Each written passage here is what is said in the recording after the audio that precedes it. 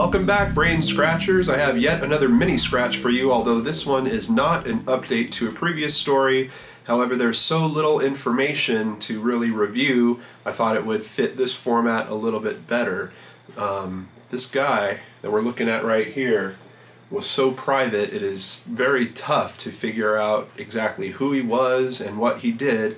But I think the info that you are going to hear that we do know about is pretty dang interesting. First of all, this is literally the only photograph of him that's known. It was given by a former attorney of his that he says he got it around 1998, and it was apparently a driver's license photo. Now, the man has just passed away this past month at the age of 60, and as we can see, that photo is quite a bit earlier than him being 60 years old, or even, possibly, he looks like he might be in his late 20s, early 30s there. So his name is Jeffrey Alan Lash. And would you believe that his girlfriend of 17 years thinks that he is a hybrid alien working for the government? That's the story. As a matter of fact, he died while in a parking lot. Apparently he started feeling really hot. They tried to cool him down. He insisted that they don't call 911, they don't take him to a hospital, and I don't know if he told them or if they assumed, but apparently if he died, they were just supposed to leave his body in front of his house, and the government agency that he worked for would come and take care of it. Now, his girlfriend thought that that was the case, and the girlfriend and an employee of theirs left the body in front of their Pacific Palisades condo and fled to Oregon. And I believe they stayed there for 10 days to 2 weeks, came back, and found that the body was still there. This page is from KTLA.com. KTLA is they're a local news channel out here in the Los Angeles area. The attorney, they're talking about an attorney here. Braun represents Lash's fiancée, Catherine Nebron, who fled to Oregon with an employee after leaving Lash's body parked in an SUV outside her home in the Palisades Highlands development of upscale Pacific Palisades. The disappearance of that employee, 39-year-old Dawn Vad Bunker, in turn prompted a missing person investigation from the Oxnard police. Vad Bunker was found safe in Oregon, but has not contacted her family, her mother said. So apparently the employee also believed this story about him being an alien-human hybrid, and she doesn't want to speak to her family.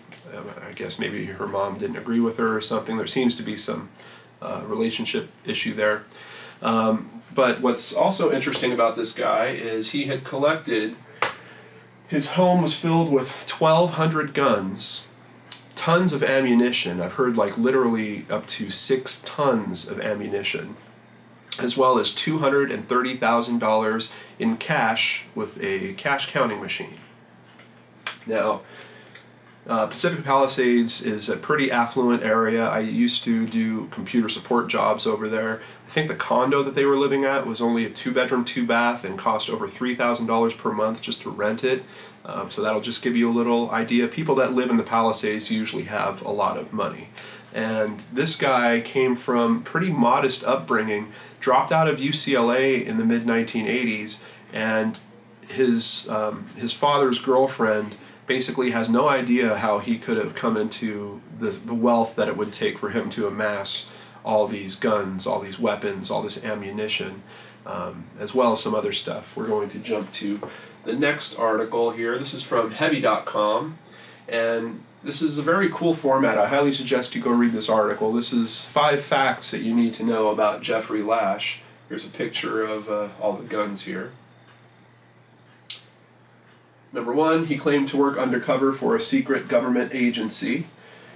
And as you can see, we've got stacks of cash, the counting machine, tons of weapons.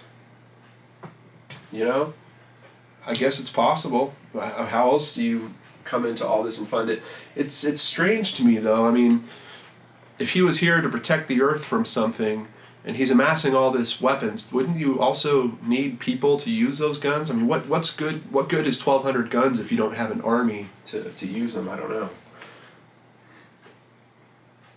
His fiancée did not report his death, but police don't suspect foul play. He owned thousands of firearms and 14 specially equipped cars.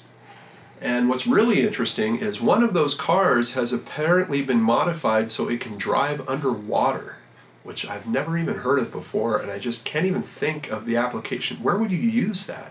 And for what type, even if you were like a super spy, what type of mission are you going to go driving underwater? It's really, really odd. Lash's cause of death is unknown, but he was suffering late-stage cancer. Apparently he had a different story, that he was exposed to something during one of his missions and that was affecting his health. I don't know if they've done an autopsy yet. I haven't seen a report on that. And no one knows how Lash accumulated his wealth. I've seen reports vary, but that many weapons is pretty expensive. I've seen it vary from, people are saying it's at least $1 million worth of weapons, all the way up to $5 million worth of weapons. And that doesn't include 14 vehicles that have been custom outfitted for different types of interesting uses. You've got all that ammunition, stacks of cash in this guy's pretty expensive condo in the Pacific Palisades. What do you think? I really, talk about a brain scratch. When I saw this story, I was like, that's why I started this show. I need input from you guys to help me make sense out of this one. Do any of you think that this guy is some type of alien-human hybrid and he was creating a stockpile to try to protect us from something? I don't know. That almost feels a little bit like the almost like the Waco story or like the Hale Bop story or things like that, where you have people that are trying to put together, military stockpiles and arm themselves for something against the government potentially. But that doesn't seem to be this guy's story. His seems to be interstellar in a way. Is he an agent of some kind? Maybe he was exposed to something and that started degrading him. His girlfriend was with him for 17 years buying into this story. So she was pretty convinced, if nothing else. And then we also have the employee that seems pretty convinced as well. It's a real strange one. I'm looking forward to your input, any new information you might find on this. I'm pretty sure we're going to hear some developments on this, unless if he really was part of some government story or infrastructure like that, they might try to make the story go poof. So we will see. But in any regard, leave me a comment below, and we will continue talking about Jeffrey Lash. Hope we get to see a more current picture of him sometime, maybe an autopsy report. Apparently, he wouldn't even give a phone number to the legal people that were representing him. He would call in daily to get updates when he had a case going on. And most of his cases involved him having weapons. So if nothing else, he seems like he was quite the avid gun collector, but maybe something just a little bit more.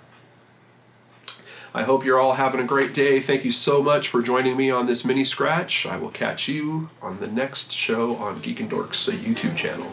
Take care.